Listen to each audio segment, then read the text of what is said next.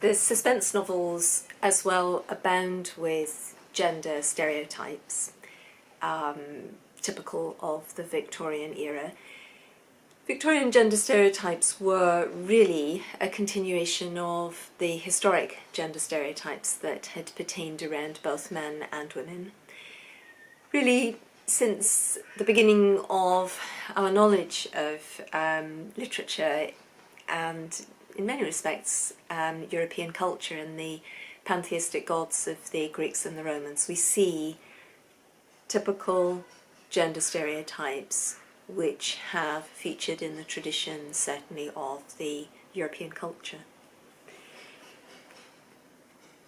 Gender stereotypes became more entrenched, at least at the theoretical level, during the course of the 19th century. And it's no doubt the case that although there was a higher proportion than ever of single women who, without a marital partner, in the middle classes and above, found it extremely difficult to earn or to gain in some way a viable income to survive in the social level that they had been brought up in. Although there was this very high proportion of single women who essentially needed to go out and earn their own living, although there were very few routes or passages for them to be able to do that through. And on the other hand, increasingly, married women were contained within the domestic context. So it further and further and further down society, from the aristocracy downwards, more and more people, as they gradually filtered up into a level of middle class existence, were trying to follow the practice of the upper classes, that women were leisured individuals, that they didn't have to go out to work. Now, that hadn't really been the case so much in previous eras. Women had often been working, although not necessarily seemingly actively in the workplace. So many businesses were based in the family's own home. There'd be a shop with the family home above, or to the back of the shop, or the forge, or the smith, or whatever it was. And also doctors and solicitors and different people. Often their practices were run within their own homes, so that the wife might very well be acting in the capacity of bookkeeper, or ordering in supplies and different sort of administrative tasks that needed to be done. So women were often actually working, but because work was often, as I say, taking place within people's own homes, this separation between the work sphere of life and the public sphere of life and the domestic sphere was much less. So women were more included in public life, work life. Once work started to separate and be positioned specifically in a different location from the home, it was more challenging really for women to be included, especially if the desirable norm was to represent social status, that women stayed at home. And because of this, women in the Victorian era, at least in the theoretical sense, women became increasingly associated with the domestic, with the secluded, withdrawn, and characteristics that pertain to that situation. So modesty, quietness, being very unassuming, and not actually looking to build up or to adopt the skills that an individual needs for surviving in public life and in business or commercial contexts. The suspense novels particularly worked into or worked against gender stereotypes of the period. Aurora is very interestingly depicted. She both conforms to gender stereotypes in terms of heroine in a novel. So she is very, very beautiful.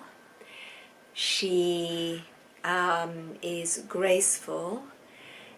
She enjoys wearing fashion. Her clothes are described frequently and at relative length on a number of occasions in the novel.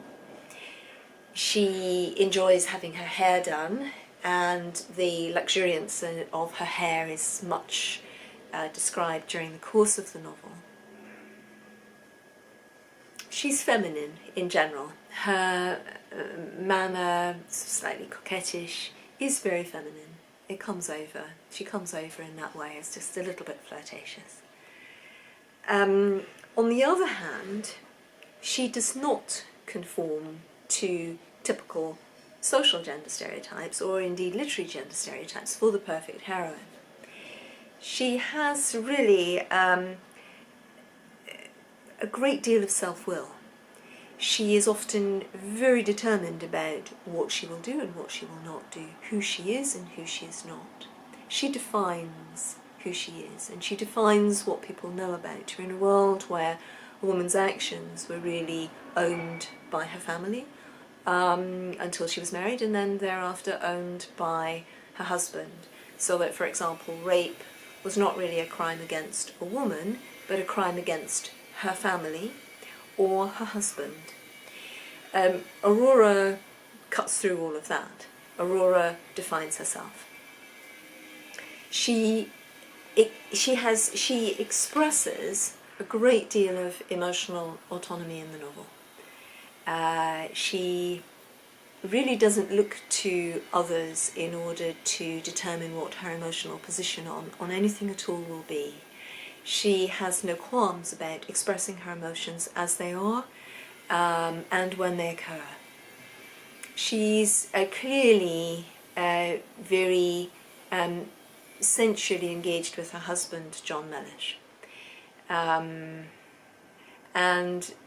clearly as well felt a strong physical attraction to Talbot Bulstrode as well. She doesn't have any reserve, really, I don't think, about allowing this to be shown, and the author clearly wanted to depict her in that way.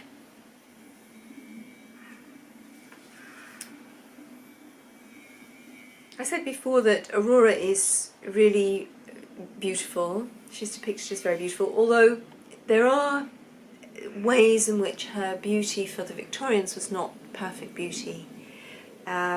She is very dark, and as I said before, there are certain misgivings clearly there within the psyche of the narration of the novel to imply that this darkness may underlie certain psychological currents in Aurora as a character. Her eyes are described as black. She's described as black-eyed, and black eyes. She has this peerless, dazzling beauty from her teeth and her eyes, and so again in this way she's a very sensual heroine and a very individual heroine. So the physical description of her allies with the psychological manifestation of her as a character, and this alignment of physicality and psychology is something that occurs repeatedly during the course of the novel, and which we'll look at later. Aurora is as well sophisticated. Now she is, as we assume at the start of the novel, a young unmarried girl, and yet she is very sophisticated in knowing exactly what suits her, exactly what will set her beauty off to the best advantage and be most admired by men. Again, this is untypical of the ideal virginal Victorian heroine. She as well has what is described as a fast interest in dogs and horses. An affinity with animals is a good thing, certainly in the modern world, and kindness to animals, treating animals well, was already very important to British people in the 19th century, certainly by the mid-19th century. There were already organisations for the protection of animals. But nonetheless, there is as well this implication that for a woman to be too much involved with animals, dogs and horses, suggests that her morals are not quite in the right groove. We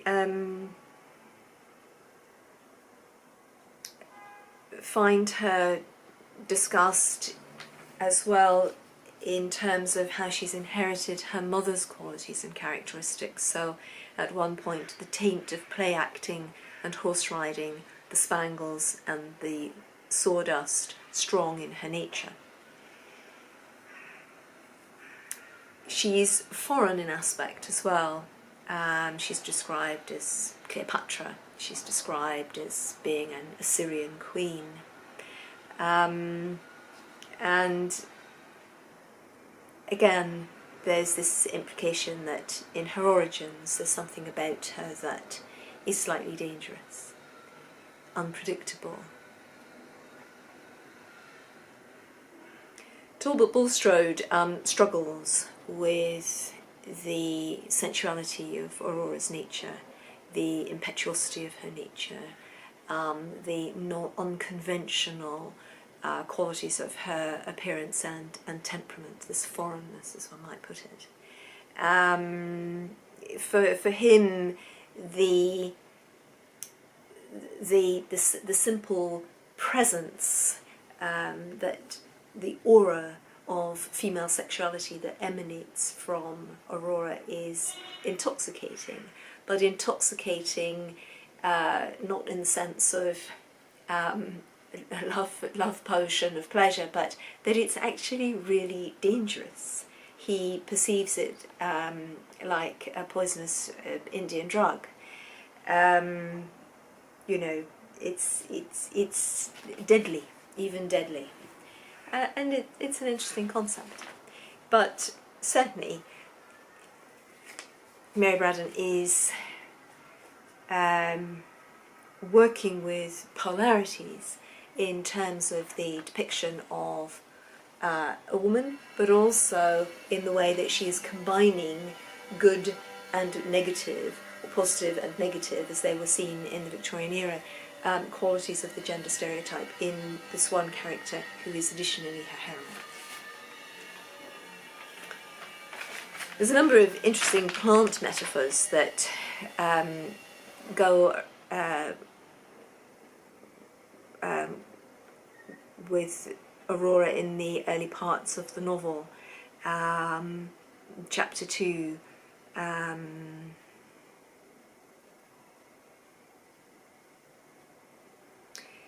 yes, that the wandering branches of that luxuriant nature, Aurora's nature in chapter 2, and then the beautiful shrub was no longer to trail its wild stems along the ground, or shoot upwards towards the blue skies at its own sweet will.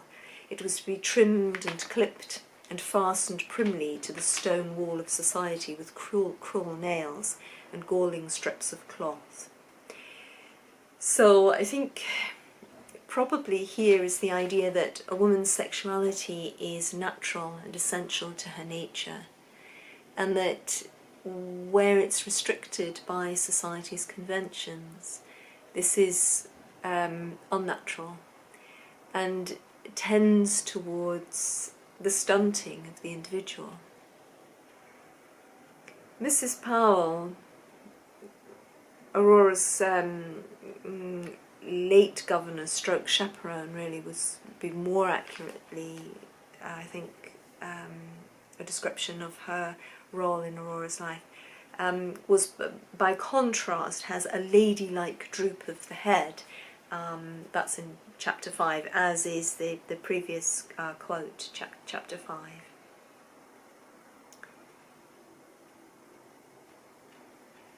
Aurora is, of course, contrasted with her cousin Lucy in the novel. Lucy is most distinctly Aurora's foil. Lucy conforms to the ideal gender stereotype for a young woman of the era. And I'll just run through these different qualities and characteristics that I've picked out. So she's fair-faced, blue-eyed, rosy-lipped, golden-haired. She's bewildered and perplexed by dress and how to look attractive. So she's very virginal, in other words. Quotes exactly the sort of woman to make a good wife, i.e. she's got no sexuality. So that's Talbot Bulstrode's take on Lucy when he first sees her. She's ladylike, she's graceful, she's accomplished, she's well informed on the type of topics that young ladies were supposed to be well informed upon. So not everything, a select blend of knowledge. She's self-contained, but she is also clearly and distinctly suppressed. She is emotional and she is passionate. However, she is at the same time unexpressive. So she feels tremendous attraction for Talbot Bulstrode and great love. But he doesn't think that she feels anything for him, and in fact I think proposes to her, wondering whether she will accept him, just thinking that it would be a convenient match for both of them, realising that she's been pining away for him for at least the last 3 years. So she's unexpressive. She's too educated to shed tears, as is described in chapter 6. Pretty, inanimate girl, also chapter 6. And sinking down, down, down into some fathomless depth of sorrow. So this sort of depression, really, that she experiences when she thinks that Talbot is going to marry Aurora is the expression of powerlessness, the inability to have expressed her own emotions, to show him how she felt about him, and perhaps cause him to veer away from Aurora, whom he resisted engaging with emotionally. You know, Lucy could have probably caught him if she'd had her wits about her more quickly in those early phases. But yes, she's powerless, she's disempowered. She has no right to her sexuality, she has no right to express it, no right to show it, so she just hides it, becomes depressed, and people are worried that she might die. They don't know what she's going to die of, they don't realise it would be of a broken heart.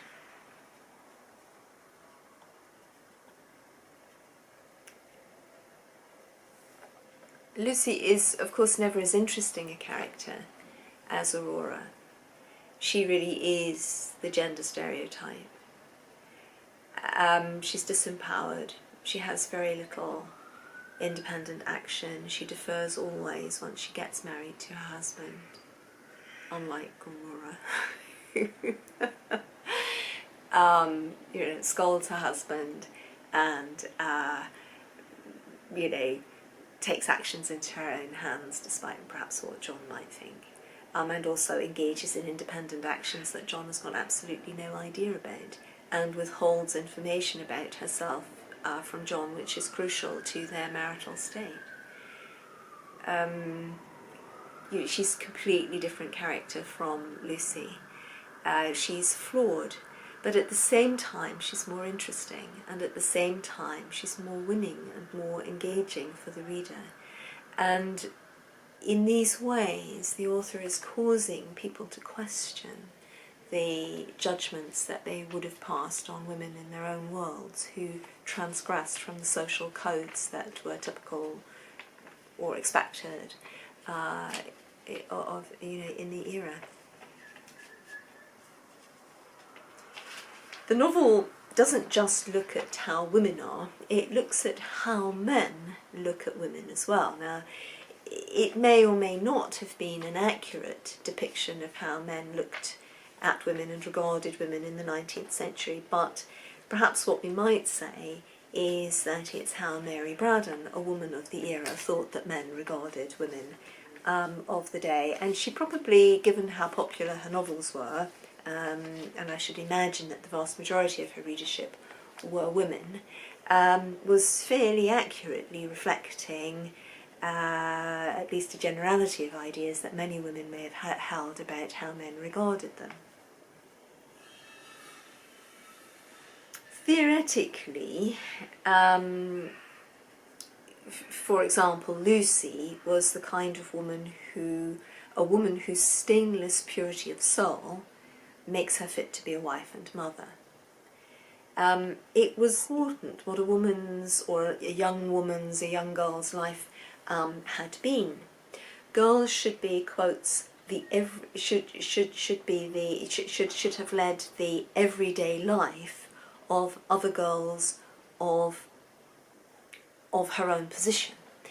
Well, it's interesting, isn't it? So you're acceptable as a young woman for marriage as long as you've lived the same life as other girls of your social group.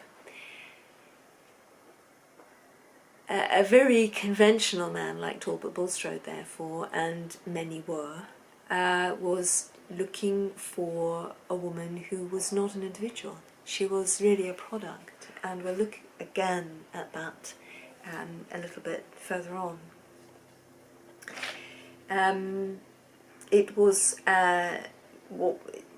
disconcerting if a woman was a great deal more fascinating and a little more willful than the majority. And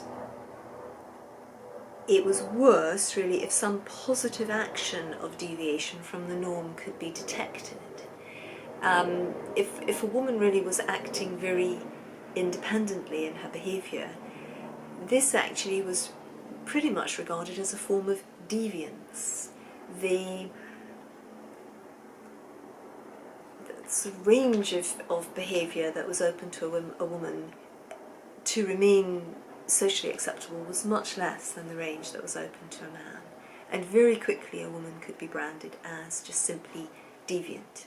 So beyond or outside of the moral scope of normal, conventional society. So now that's all the realistic position on women. That's how Talbot Bulstrode tried to avoid falling in love with Aurora, who was unconventional, or justify being in love with Aurora. Well, she must have had the same life as other girls of her age. How could it have been substantially different? Look at her home, look at her parent. Of course, he was wrong, slightly. Realistically, though, and realism always tends to crop up in our lives, realistically, sexually allure is attractive, and it's undeniably present when it's present. So you can rationalise about what a woman should be, but if you find yourself attracted to a woman powerfully, well, that's undeniable. You can resist it, but nonetheless, it's not something that can be conveniently packaged and which automatically falls within a certain scope or range of social codes and modes. Sexual attraction represents loss of control. For Talbot Bulstrode, it represents not just loss of control of his person, but potentially loss of control of his social status if his wife shouldn't conform to or adhere to the social practices and social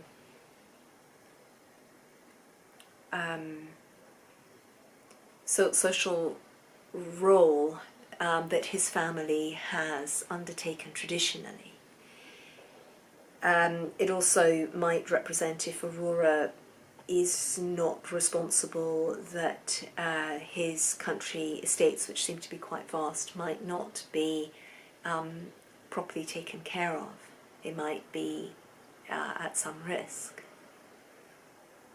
Also, again, loss of control of who the heir will be temperamentally, if the heir might, again, inherit the spangles and the sawdust, or if the heir might be somehow not well educated because the mother is too caught up with the spangles and the sawdust to be able to see or to instill in the child values that will carry forward into the role of social authority that the Bulstrodes regard as theirs.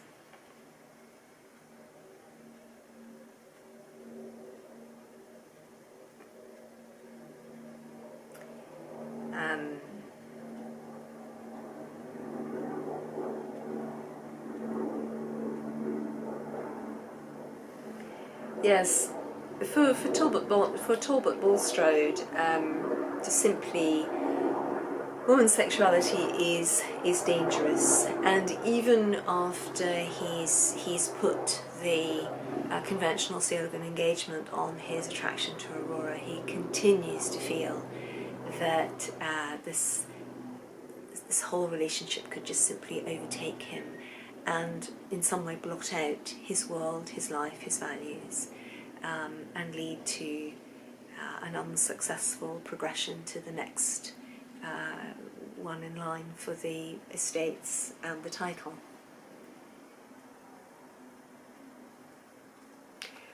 Animal spirits is something that crops up quite a lot.